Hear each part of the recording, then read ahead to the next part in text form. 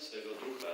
aby została usunięta wszelka przeszkoda na drodze do zgody i aby Kościół jaśniał pośród ludzi jako znak jedności i narzędzie pokoju. Duch, który umacnia miłość, niech nas zachowa w jedności z naszym papieżem Franciszkiem, naszymi biskupami Aleksandrem i Józefem, wszystkimi biskupami świata,